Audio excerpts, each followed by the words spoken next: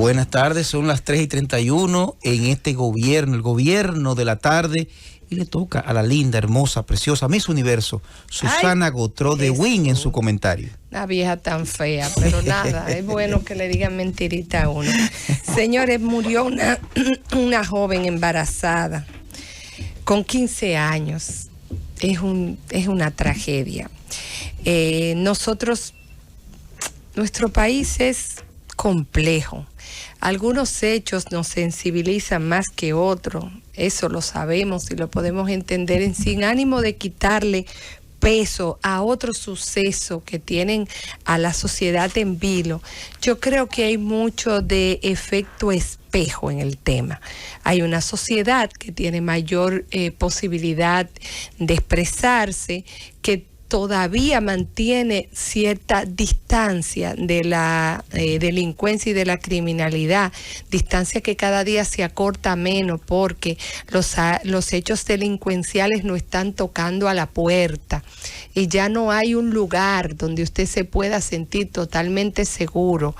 Y miren que hay otros países que tienen grandes problemas de delincuencia y de criminalidad, de pandillerismo inclusive, pero que hay zonas reservadas donde tú llegas y perfectamente te dicen si te mantienes dentro de estos cuadrantes urbanos generalmente no vas a tener ningún problema.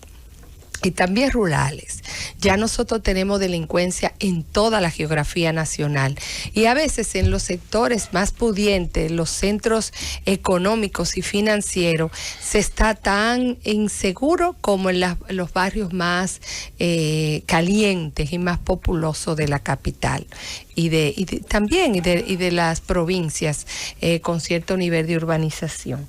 Pero aún así hay clases sociales que todavía pueden financiar su seguridad y tienen condiciones que hacen más difícil a la delincuencia común al menos, pues llegarle y afectarlo. Sin embargo, cada día nos van arrinconando más, nos van invadiendo los espacios.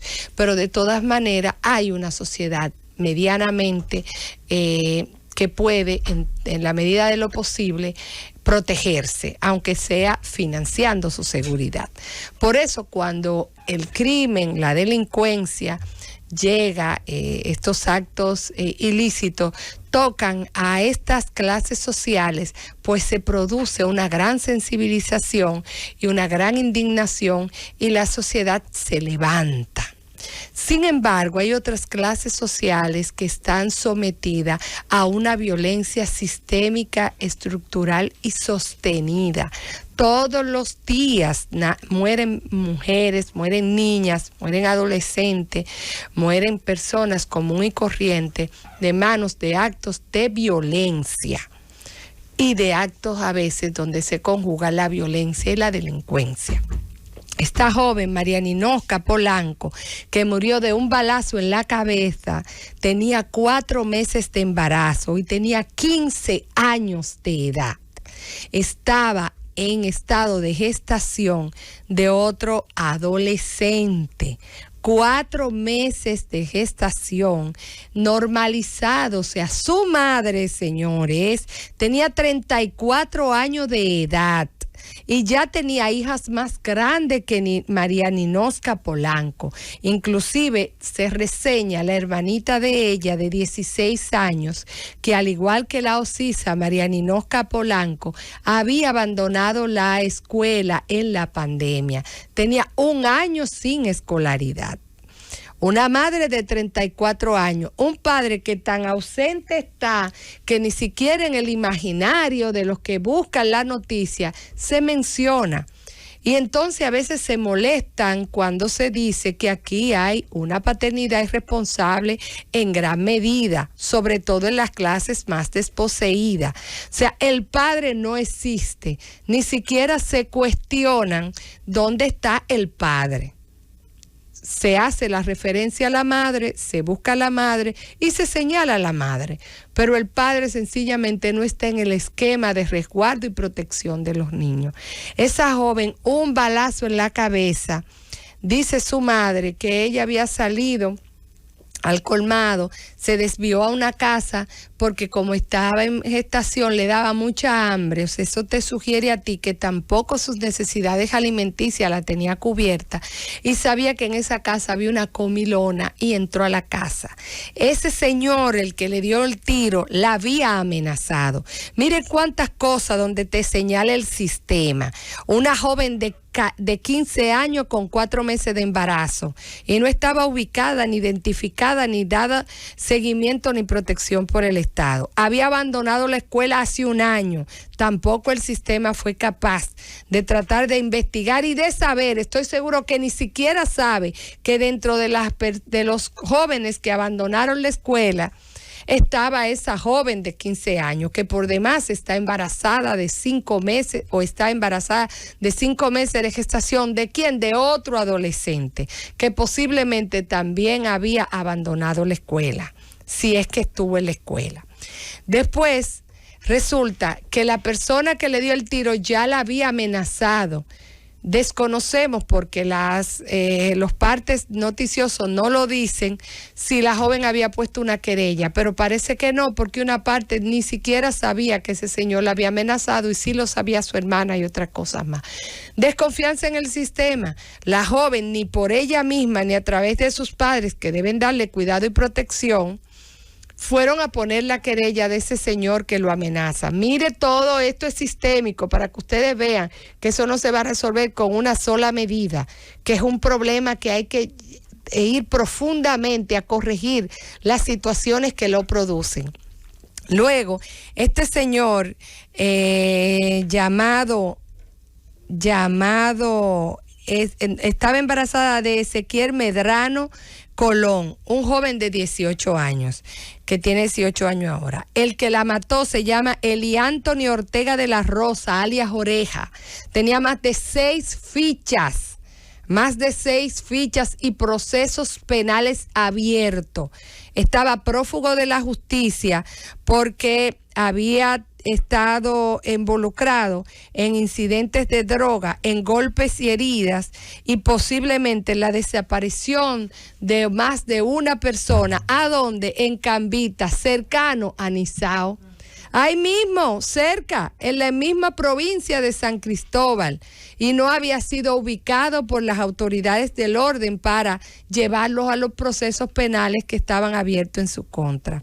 Y probablemente ni siquiera estaba siendo investigado ni perseguido por la justicia, simplemente están las fichas ahí.